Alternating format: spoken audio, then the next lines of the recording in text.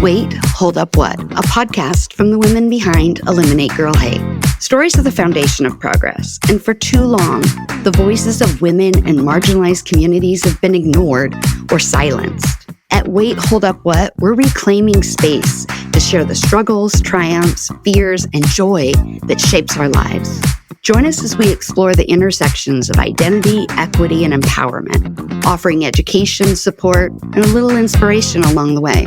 Whether it's breaking barriers, celebrating wins, or tackling the tough stuff, this is a space for everyone to feel seen, heard, and uplifted. We invite you all to join the conversation and help us explore ways to eliminate girl hate together.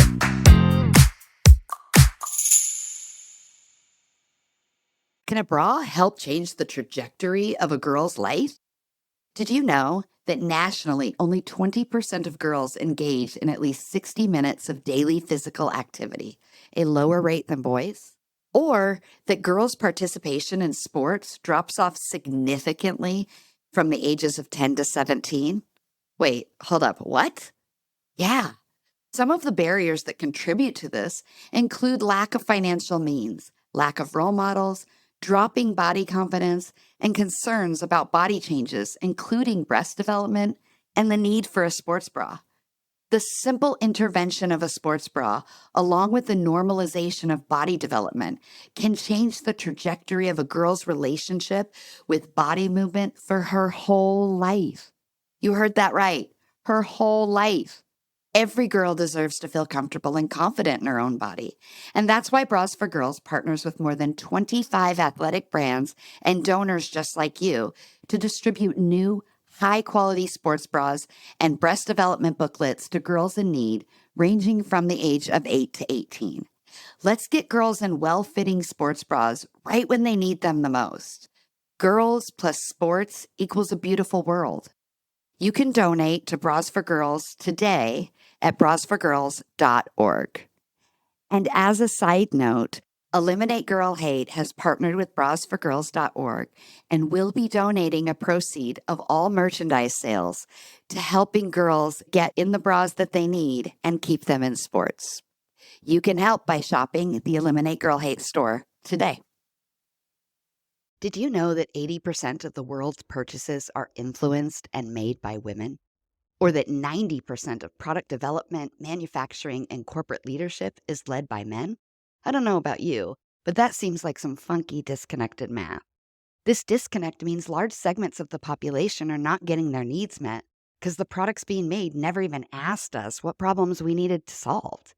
Instead, companies use a pink it and shrink it philosophy. Not familiar? I bet you are. You know it.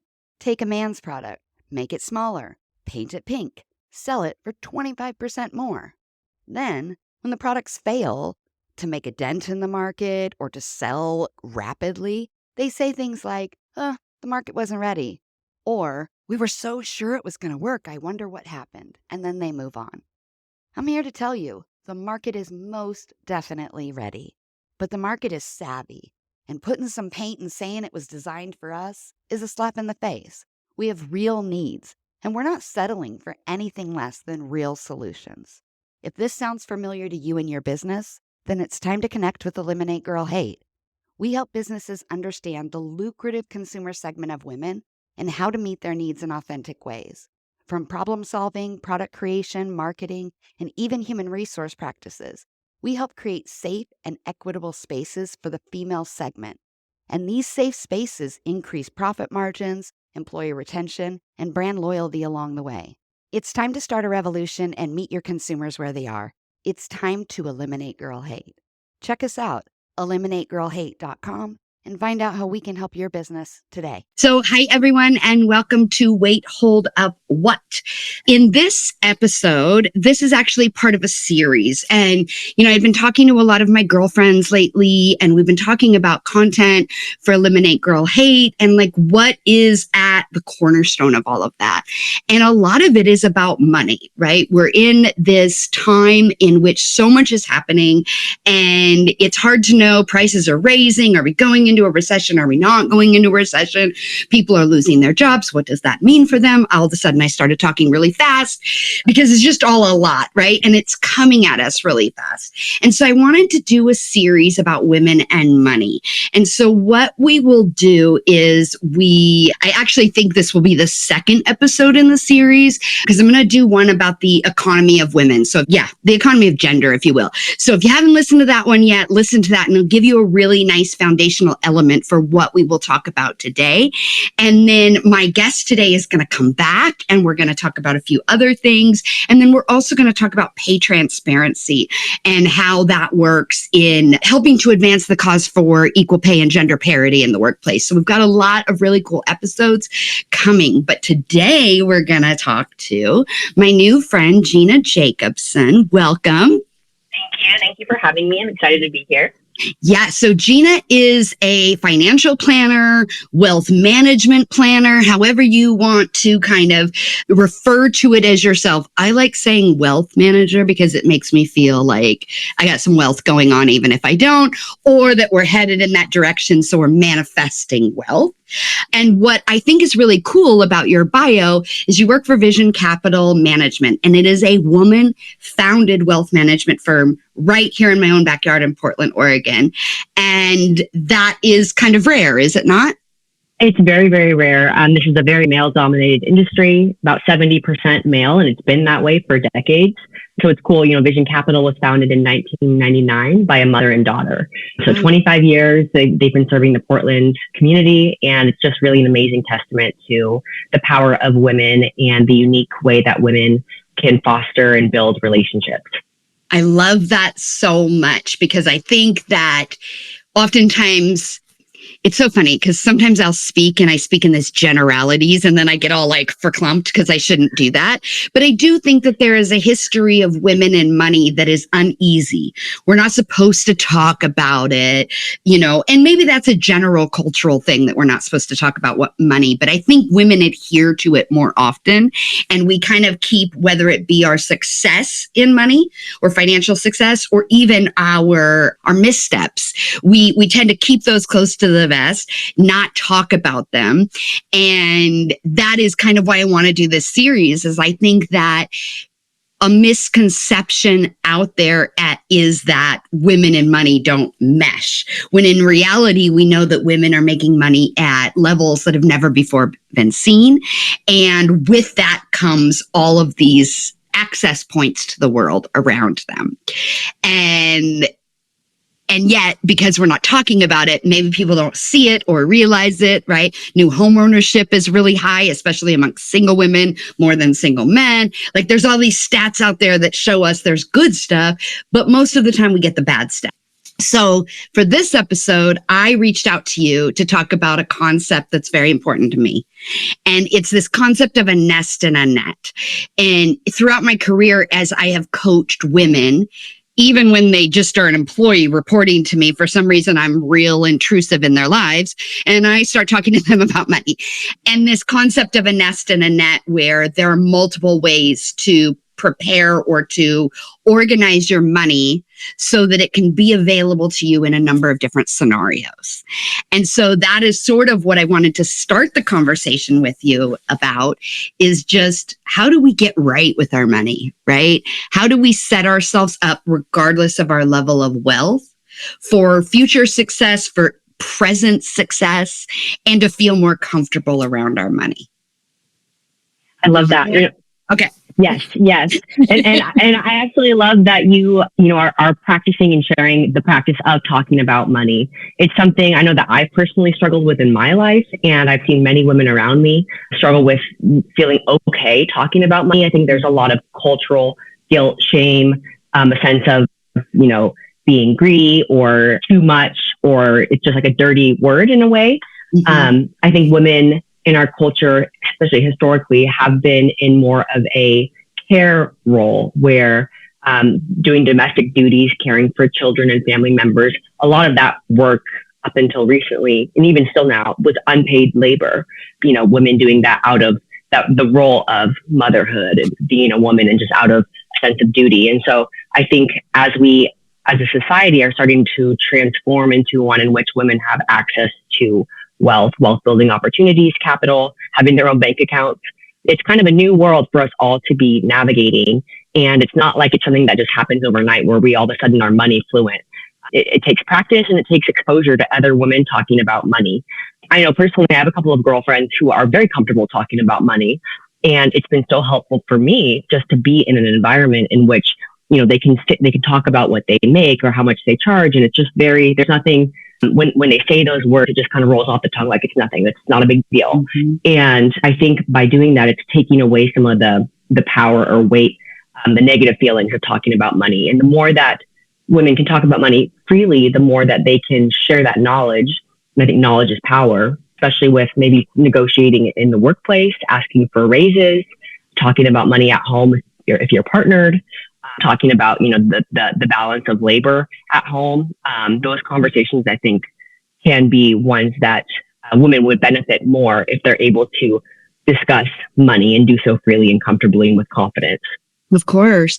So I want to start by asking you, because it is so rare for women to be in this industry of wealth management or financial planning, what was it that drew you to the work? Was it something you always dreamed of? Was it accidental? Like, how did you get to where you're at right now? Yeah, I would say it's a combination of both. It wasn't something I always dreamed of. I didn't even know what, wealth management or financial planning was when I got into it about 10 years ago. But one of the things that has really been my driving force, I would say, over this time period is just seeing in my own life and in the lives of the women around me what money can mean as far as optionality, more choices, freedom, or lack thereof. One of the things that I've seen a lot of and I want to do something about is there's so many women who make a lot of decisions in their lives based on the ability or lack of ability to leave a situation due to financial circumstances. And what I want is to help women have more freedom to choose whatever it might be, whatever that choice is, and not have the limiting factor there be money. Mm-hmm. So that a woman doesn't have to stay, in a domestic situation where the only reason she can't leave is lack of access to resources. I want to do what I can to help women to be empowered to learn how to build their nest and their net so that they can, make choices that align with what they truly want. Awesome. I love that concept too, because it's beyond your own wealth management. It's seeing what it can do for others around you. And I think that is a unique thing for women. I think women fall, whether they choose or they fall into a career, it is often based on something bigger than themselves, why they do it or how they do it or how they find themselves in that situation. It's like, it's not always or solely wealth focused, right? Does that make sense? Yeah, I can share a personal story there. So my grandma Iris, she passed away a couple of years ago at 99, which is amazing that she lived to 99. She had a big family, 6 kids. And at her celebration of life, they were telling a story about Iris and all the, amazing work that she did as a wife and a mother. And as it was being presented, I was sitting there and I was just like, wow, like that kind of sounds like it sucks. And all of a sudden I realized, oh my gosh, like her life and my life are so different. And I have all this access to knowledge, to resources. I have a job outside of the home. I get paid. I can have my own apartment, my own bank account. I don't have to be married. I don't have to have kids one after another. Like that's not even something that I had really been considering to that point. And that was actually the reason that I ended up going for my certified financial planner designation, which is a very difficult thing to do. I remember thinking like, wow, the women before me didn't have the opportunity to do this. And here I am being given all of these gifts and resources. Like I need to do this, because of everything that they've done to get me here. We are our grandmother's wildest dreams. Right. Beyond. Yeah. Well, and I want to clarify that also is not a dig at the life that they led, or the life that women that choose not to do those things and to live a more traditional life. It is exactly what you said. It's about the option to go in the direction that is going to serve you and your purpose in the world, whatever that may be. Yes. And I know some people get all whatever woo-woo about that, but ultimately that is what it is. And as we grow as a culture and a society and generationally, if you look at a parent's dreams for their children, again, I always repeat this, I do not have children, but I'm smart enough to see and hear what happens around me. My parents have said it, my grandparents have said it, right? Every generation wants to provide and give access for their children to have a better life in whatever context that means for them than they had. It's not a knock on their own life. It's just, hey, I think we can still do better. I think there's more options. There's more things, right? And so as we take those lessons from our grandmothers and our mothers, we can use what they built for us to build something bigger that wasn't even in their imagination. And access to funding helps that. Yes, big time. I think, money is an interesting thing. One of the things that I love about my work is that it allows me to help people align their money or their resources with what's meaningful to them. And in that way, getting to live a life that's in alignment with, your calling, your path, or whatever it is that brings you the most joy or fulfillment in this life. And I think that's a very beautiful and almost like sacred thing to help someone do that. Yeah. And I think money too is interesting in that I think it's like a proxy for your life energy, for time. We work and we get paid, and you could, do the math and you could, figure out what $1 is worth as far as your time. And so it's something too that I think it's important to honor and to steward very carefully, because it's literally your life's worth, your life energy that's been, transformed into something else. And so how can you utilize it in a way that is building a better future for yourself, but also for the people that come after you? And, to your point, the women that came before, I think that they made the absolute best that they could of their situation. I think anybody in life at any point is going to have a set of cards, right? And you can look at them and you can say, oh, this is a bad hand. What's the point of trying? Or you can say, hey, this is the hand that I'm dealt. What's my best next move? And you look forward and you look for that next move, and you make the best of it that you can. And I think that is, what we're trying to do here with women and money. There are still many, many disparities between men and women and money and access to money. But, we can only move forward based on the cards that we have in our hands today, right? So what can we do from here to improve the lives of women? It's funny that you mention your grandmother, because this concept of a nest and a net, while not directly from my grandmother, it does come from my grandmother and a grandfather on opposite sides of my family. So my dad was adopted, and his adopted parents, they're lovely people. They are his parents. They provided, did everything for him. And my grandpa was this kind of, I don't know if stoic is the right word, but he was definitely that like 1950s guy, right? He wore Wranglers, white t-shirts. He smoked cigarettes, drank coffee, and watched John Wayne movies. And I would remember, like, if I would spend the night there, I would wake up in the middle of the night. He'd just be sitting there watching one of those movies, and he would be counting change.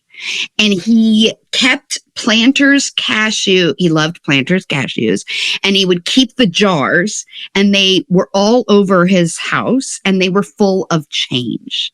And it was this thing in my brain that you should always have some money around the house, like in whatever form it was. It should be there in case of something, what happened. And like, I might come over, and him and my great grandmother, they might give me a silver dollar or like a 50-cent piece from those change jars. And it was this special kind of thing. And then my mother's mother, Dorothy, or as we sometimes refer to her, and she hates it, Dot, again, passed away a few years ago, but she was this proud, regal kind of woman, right? And she married my grandfather. It was her second marriage, and there was money there. And they lived a very posh life, at least from my perspective as a child. And the older I got, I noticed some things. She did not work any longer. And quite frankly, he retired at 50. So neither one of them worked. They traveled a ton. But I would start to notice things she did. I don't know if this is exactly how it happened, but from what I understand, she had an allowance, or she had money that was given to her to run the house and run whatever it was that they do. Much later in life, I learned how much of that allowance she socked away, and these tricks that she had for living a quote unquote bougie life on a very non-bougie budget. Right. And I think my grandfather didn't even know those things that she did. She was a heck of a deal maker, and she knew where to find things that were high end, but not high end prices. She labeled everything like, maybe 30 years before she passed, she would put our names on the back of things so that we could get them when she passed, which is very generational, I think. But she had this way of stocking and storing money around. And so I grew up with this understanding that not of investing, but of saving. And it wasn't until my 20s where this concept of investing came into play. But by then, my history was so about saving and almost a fear of being without that I was not, and still am not, an aggressive or a risk-taking investor. That was a very long way to lead to a question for you, but I feel like it sets a little bit of a stage of why my view of investing isn't about growth necessarily. It's about protection, nests, nets, right? So do you find that with a lot of women that they are less, or they're more risk averse, that they look at money maybe more as a protection asset than a growth asset? Yeah, exactly to your point, actually. The most common question that I get, or fear that I get when I'm sitting across from a woman, is, am I going to be okay? Mm. They're not looking, to have outsized returns. They're not looking for, crazy performance. They're not looking, at every single holding in their portfolio and wondering, why isn't this higher? What they really want to know is that over the long term, is this going to take care of me and my needs? Is this going to make sure that I can maintain my standard of living? Is this going to make sure that I'm not dependent or a burden on my children or grandchildren down the road? And it's much more, I think, from a protection and safety mindset. And it's interesting. There's been some studies about men and women and how they approach investing. Men, I think, culturally, biologically, I don't know, maybe a combo of both. Men are much more likely to take on risk, to take on outsized risk, and women are not. So interestingly enough, women are less likely to invest in the first place. But if they have access to knowledge around investing, or if they work with a financial planner, or if they see it in their personal life, if you can get a woman to start investing, women are actually better long-term investors than men, because a woman, from that risk perspective, is much more likely to have a diversified portfolio with many different asset classes within it, which is going to help. You're not going to ever have one thing in the portfolio that's going to either make you a killing or get killed by it, right? You're putting your eggs, you're having those little, planters boxes all over the house. There's many different avenues for kind of safer growth. Do you think part of that is because men approach it almost like a game, like a win and loss, as where women are like, no, I can't have any loss. I need the middle. I think that could be part of it. I was actually into a podcast just yesterday, and they were asking this question of why more venture capital people are men. It's like 90% male, 95% male. And they were talking about men and risk. And one of the thoughts that they had about why this could be is that men can afford to take risk. Men have easier access to capital. They have higher paying jobs. Generally, women still only make about 83 cents for every dollar that a man makes. And that's a white woman. And so for a woman, every dollar that she has, it was harder earned for her. She had to spend more time. She had to give up more to get that. And she probably has less of them overall. Yeah. So that means that the utility of each of her dollars is higher. Yeah. And so, from the fear of lack, or maybe almost the wisdom of, of having a more modest portfolio is that she's not as concerned with those short term, let's make a lot of money really fast. She's much more long term oriented. And I think women in general, actually, because of, motherhood, the way that women have organized societies, food, all of the things that all through history women have been responsible for. There's so many pieces that women have had to be very, very future focused, thinking about the safety of themselves and their offspring. And I think that way of thinking very much comes into play with investing today. I wonder too if, again, I'm positing a question that neither one of us should know the answer to off the top of our head, but anthropologically speaking, there's a lot that happens with men that activates adrenaline, that creates this rush, right? From the earliest days of cavemen and going out and hunting and all of those things. And as we get into a modern society that's a little bit more cushy, right? If you will, that adrenaline or that seeking adventure comes in different ways, right? And then also there's a thing, I think it is changing, but there's also with women, you are responsible for more than just yourself. And with men, let's say something goes wrong, there's somebody there to take care of it, oftentimes. And then in modern society, we know that women live so much longer than men, and we are single a much larger portion of our life than men.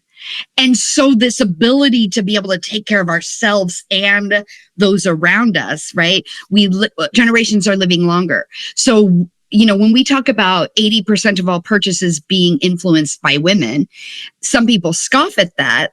But the reality is, I'm going to say me, even though I'm not married and don't have children, but I'm taking care of me, my children, my aging parents, maybe other members of the family, and men don't often have all of those same responsibilities or that same pull to that responsibility, right? So there might be some anthropological kind of elements of that ride with what our natures are as well.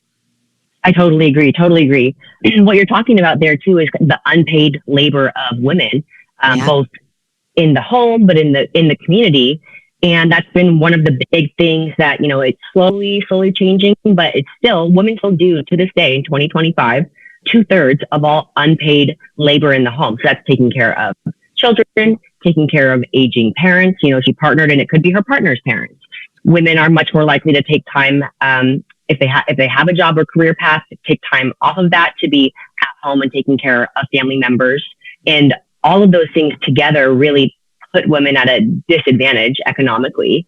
And I do think that there's something, but just with men and women in general, where I think there is that adrenaline, that excitement, that risk-seeking behavior, which, maybe back in the days when men were having to hunt, the big game, that was probably very helpful that they were willing to, in theory, take on a lot more risk to go after the woolly mammoth, right? Like it's very high risk, low probability that you get one, but if you do get one, right, you're going to be feeding the whole group for a long time, right? So it's high risk, high reward versus, lower risk, lower reward in the short term, but much more consistent over the long term.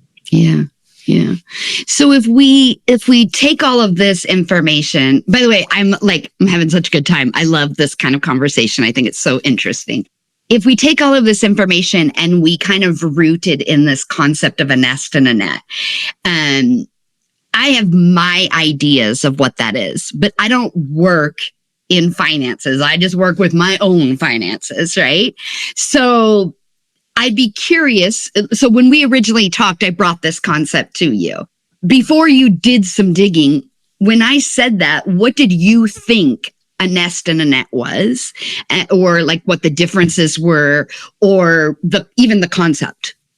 Yeah. So immediately when you said nest, I thought of like nest egg or some kind of a platform on which you're going to, build your life from. I wasn't 100% sure about nets, if you meant safety nets, which, you did, and then how that would look a little bit different. But my understanding really is, we could put all of a person's money together in one pot and look at it in that way and make plans from that. Or it might be a little bit easier to kind of do what we call like mental accounting, where you have buckets, right? And this is for this purpose here. This is for this purpose here. And it kind of is like budgeting almost on a large scale. Yeah. And so my understanding of your nest and net idea is that the nest is how are you going to do intentional long-term planning for your long-term goals? So that could be retirement. That could be buying a house down the line, or saving up for your kids' college, right? You're doing this for planned expenses, dreams down the line, versus the net being that safety net for unexpected emergencies. Like when things come up, it could be divorce, it could be job loss, it could be health issues. These things that kind of come out of nowhere. What do you have earmarked? What resources do you have? And it might not just be money, right? But what do you have earmarked for those unexpected expenses? And that is exactly it. It's, I am a single woman of a certain age, and I've always been single. And one of the things I'm going to say, since I was 25, I've actually never really thought about getting married. Before 25, it was like, yes, I got to get married. I got to have children. Like, that's the path. And at 25, I even considered and looked into adoption by myself, because I was like, I am so late to the game. What the heck am I doing? At around 27 is when I feel like my career started. Before then, I was just working. And there was something about a shift to a career that made me realize all the reasons I thought I needed to get married and have children might not be a good reason to do it. And a lot of it had to do with security and stability. Without going into a lot of detail, I did not grow up with a lot of that. And so looking back now, right, I can see that I have been on a constant search for stability. And that definition has changed over time of what stability looks like, because, you know what you know until you know more, right? And so then you kind of advance the cause. And so, today stability looks very different than what it did when I was 27 and I started on this journey. But it's still deeply rooted within me that I am my only I'm my hero. Oh gosh, that was. I love that. Oh, I hate it, but thank you. But it's like there's no one that's going to come to save the day. There's no one that's going, like those trust falls you used to do in corporate America, right? Nobody is catching me. Now, that does not mean I do not have good family, good friends, a good support system.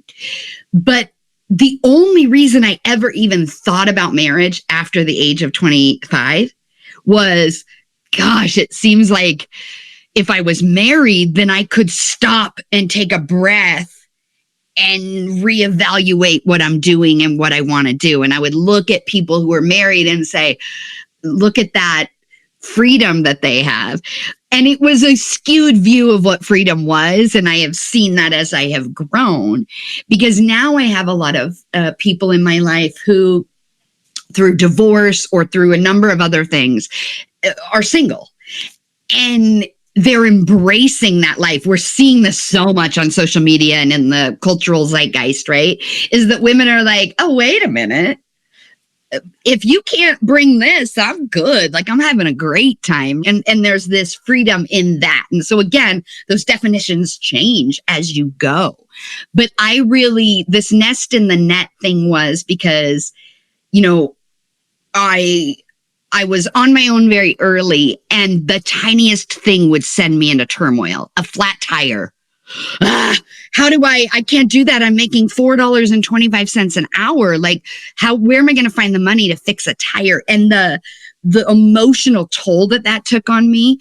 Once I had a career, I said, that will never happen to me again.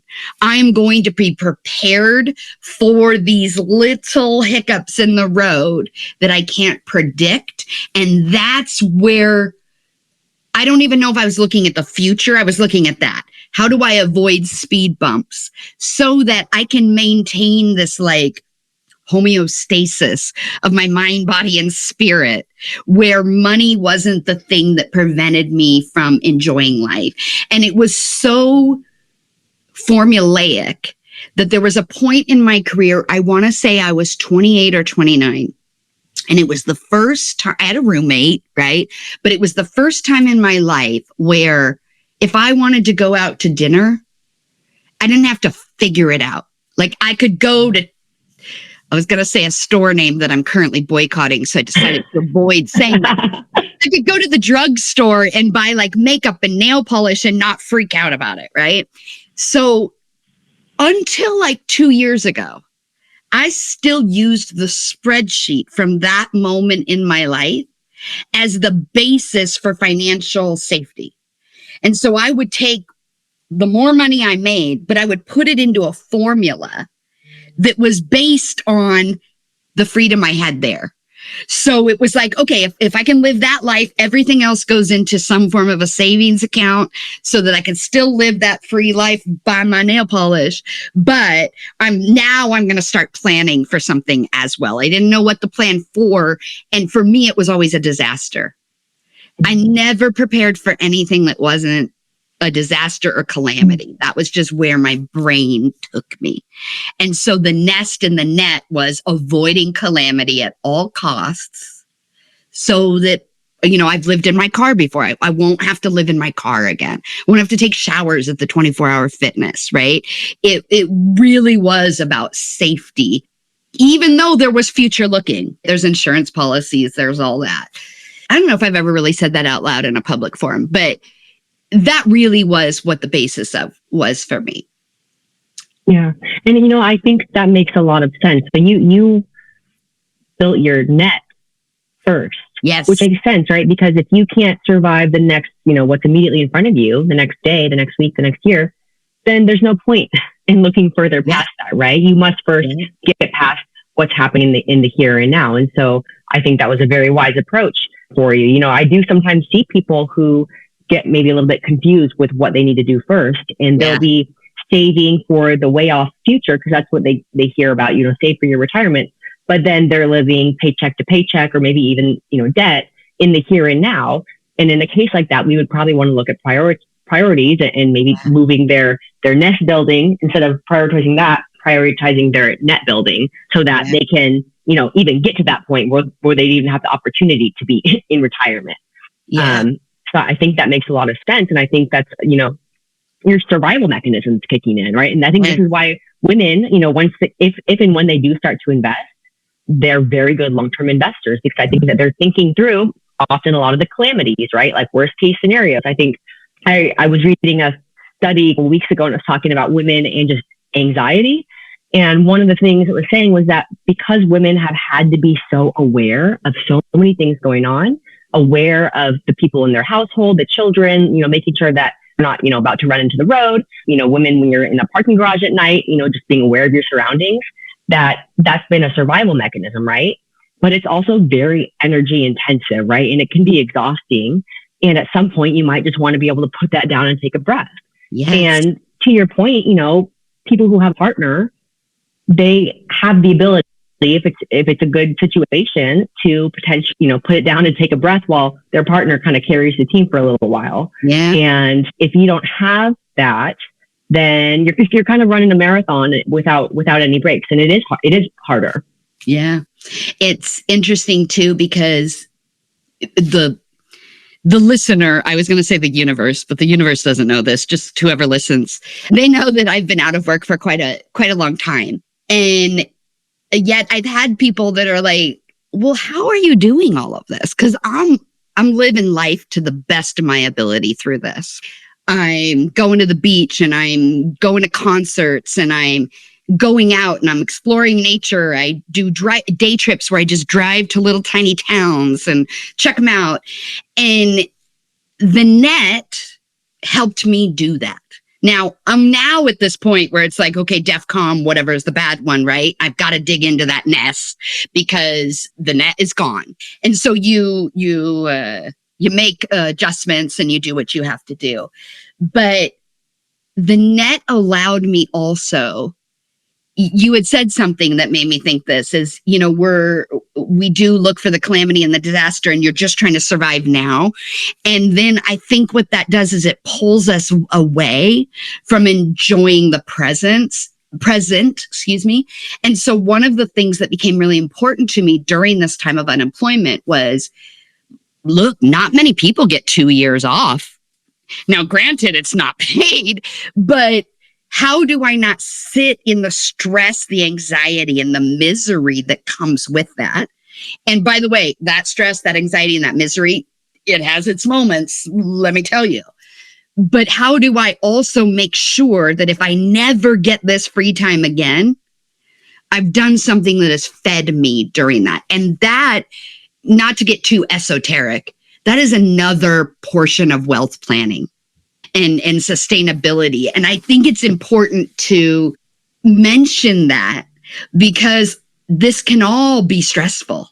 And we're in this really stressful time, but we have to remember and continually seek out moments, or I'm just going to say moments of joy in the anxiety. And I think the nest and the net gives you some freedom to maybe do that sometime. And I have a lot of friends and associates who are now in the process of layoffs over the last few months because it's happening so much. And of course, I'm their first call. I'm an expert at this, right? At this point. And the first thing I say is take a freaking deep breath. Spend this next 2 or 3 days to wallow, to grieve. Then then on Monday, get your shit straight. Where's your money? What do you have? How long do you have? What do you need? Is it unemployment you need to get? Is it things you need to move around? Is it reaching out to contacts? Like, spend that. Don't miss the grief and the rage that first. Then go into the assessing, understanding your true situation. Then we go into planning and action mode. And I think women tend to get immediately into problem solving. And sometimes that can mean that the anxiety stays a little longer because we haven't actually dealt with it's all grief, right? Like any bad thing that happens to you, there is a component of grief in it. And financial instability probably has such a large component of grief because it's representative of everything in our life. So if you could, and obviously every situation is different, but if you were to advise listeners on whether you use the nest and net terminology or not, I don't care. But if you were to say, if the listeners are women and they're sitting there and saying, okay, I want to get financially right for me, what would you suggest for them? Yeah. One of the first things that we talk through with clients is, essentially the net, right? What do you have, if anything, set aside for if you were to lose your job or get divorced? If you were in a situation where you no longer had money coming in, what is going to sustain you over the next, 3, 6, 12 months? And so, if it's a single woman, we would probably recommend, make sure that you have, living expenses, your basic living expenses covered 6 months to 12 months, and have that set aside in maybe a high yield savings account, but someplace that you can access it quickly if you need to. Can I stop you right there and ask a question? When I first started doing this is like 15 years ago. Susie Orman was the only woman talking about money, right? And it was 6 months. With where we are now in society, is 6 months enough? That's a really good question. I don't know if where we are today in society, 6 months is enough. It's going to give you a little bit of runway to at least take that pause, that breath. It's interesting, kind of the advice that we would give to a single person versus somebody who, let's say, is coupled. Let's say that you're in a household where there's 2 incomes. There we might say, okay, maybe you only need to have it like a minimum of 3 months, right? Because if one of you were to lose your job, you still have the stability, ideally, of that other income, and you don't need to have as much of a buffer. And so it comes down to, having a starting point of 6 months, but then what's your personal comfort level, right? That could be more than enough for somebody to feel at ease, to feel peace, to be able to make clear-minded decisions should an unexpected event come up. For others, it might not be enough, and they might feel really panicky about having, what feels like a really thin buffer for them. And so for someone like that, it would be better for them to have more, because it's not out at the end of the day, it's not about growing your money the most. It's about, how can your money help you live a life that is, to your point, the most joyous or meaningful, or to bring you peace, right? How can we help you to align your money with a life that works for you? Yeah. And so I think, everyone's situation is different. And I would say it's best if you can, work with a financial planner, a financial professional, to sit down and look at your unique situation, look at, what is your income? What are your expenses? What would it potentially look like if the income stopped? What would it look like if you didn't have anything coming in for the next year? What would that cost you to maintain your lifestyle, or at least to, not lose your housing situation? What would it cost you to make sure that you have your food and your utilities and gas, all of that covered, and get an idea of what does your net need to look like to provide you with that safety, that moment of pause, that peace of mind should something happen. And, life in general, we can pretty much guarantee that something will happen at some point, right? We don't know what it will be. We don't know how big it will be, but you can kind of just assume that something will happen, and you're going to be much better off if you have done this net building ahead of time. Do you find yourself having to, this is so stereotyped what I'm going to ask, but tell women to put their own oxygen mask on first when they financial plan? Yes. And I would say we see that a lot with women who have families, even grown adult children, where, their child may be in their 40s or 50s, and yet may still come to mom on a regular basis for help with their, monthly expenses. And, there may be certain situations where that's just a scenario, and whether or not, the child really needs that or not. But I've seen many scenarios in which it's a matter of, there's kind of like a guilt on the mother or the woman that, I need to help my family, and she'll do it even when those resources really should be prioritized to her own survival, really, like where maybe her retirement plan only works if she's fully utilizing her resources for her own needs. And it's hard to see when, they're helping someone else put on their mask first before putting their own on, because at the end of the day, if you can't take care of yourself, you can't take care of others, but also you will likely be a burden on others as well at some point down the road. And so I think that actually can be an example of shorter term thinking, potentially, where they're just thinking about, there's an emergency right now, my child needs this, I'm going to, if I need to kind of raid my retirement accounts to make sure that they, have a car, I'll do that. And then not really realizing the longer term consequences of that. And I think that's where financial planning can really be helpful, because it allows us to map or model out what a financial decision looks like today, and how that impacts, in theory, your plan over, 20, 30 years. Yeah. So as we close out of this particular episode, and I'm so excited you're coming back for another one, the question that I would ask is if you could say to women, if there's one thing you wish women knew about wealth management and financial planning, what is it? It would be that easier than you think. I think a lot of the language and terminology in this industry is purposely opaque, and it's meant, I think, to make it more confusing than it needs to be. And I truly, truly, truly believe that as long as I can communicate in a way that is receivable by the person, sitting next to me, that they can actually make the decision for what they need to do next. It becomes very clear, and it's their own life. They know their own priorities, and it will allow them to take agency in taking the next step towards, saving and investing.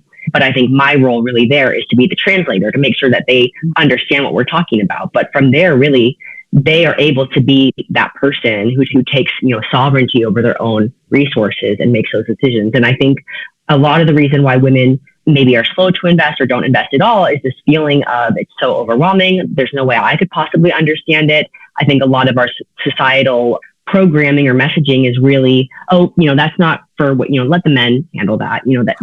that's not really something that you need to worry about. And I think I can actually see that a lot with when we have clients who are, recently divorced or their spouse has recently passed away.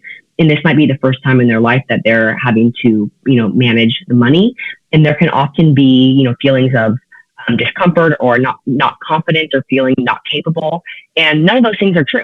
But that's the belief that's been instilled in them through many different ways over their lifetime. And so I would say find somebody who can help you learn. It's very learnable, and women are actually, great investors and planners. And I think for a lot of reasons, like we talked about, with the ways that women are thinking about themselves and others in the future, I would just say, don't let any of those societal messages discourage you from just taking one next step, because you can definitely do it, and you can be successful. You can create a life where you have that peace, have that joy, have that security, and it's going to be well worth it in the long run. I love it. I love it so much. I can't even handle it. Gina, I really appreciate you being here for this episode and for being willing to do 2 episodes with us. So people will be excited to have you back. Vision Capital Management is the organization that you work with. It's out of Portland, Oregon. What is the website for Vision Capital? Yes, it's vcmi.net. Okay, awesome. And we'll put it on our blog page. Perfect. And give resources for people on how to contact you or Vision Capital in general. And everyone, I hope you stick around for the rest of this series. We're very excited to talk about women and money and dispel myths and put it out there and be excited for everybody. So until next time, we will see you soon.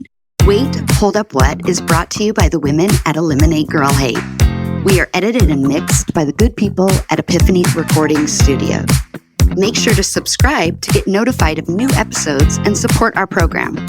To learn more about the work we are doing, get resources to help you and or your business, please visit us at eliminategirlhate.com. And, of course, don't forget to follow us on social media. You can find us at Instagram at wait.holdup.what and eliminate_girl_hate. As always, your support means everything to us, and it is the way that we can continue to make positive and uplifting program that supports women and girls around the world. Thank you. We are sponsored by Epiphany Recording Studio. Creativity needs to flow freely if you want to reach that aha moment that we're all looking for. At Epiphany Recording Studio, their goal is to create space that takes full advantage of those moments. From podcast and video production to music creation, you get the support you need to create compelling stories with a competitive sound. Your ideas can flow freely because they partner with you free of judgment, ready to be vulnerable, do the work, and make your projects look and sound their best. So let Epiphany Recording Studio help you reach your artistic vision by visiting them today at epiphanyrecordingstudio.com. Tell them Dawne sent you. How many times have you heard the words workplace and culture used together and found yourself rolling your eyes at the thought? Believe me, I'm with you. I'll be honest, as I record this, I just rolled my eyes. That's because the word culture has become homogenized in such a way that they actually had us believing ping pong tables and pizza were symbolic of a good place to work. COVID changed that.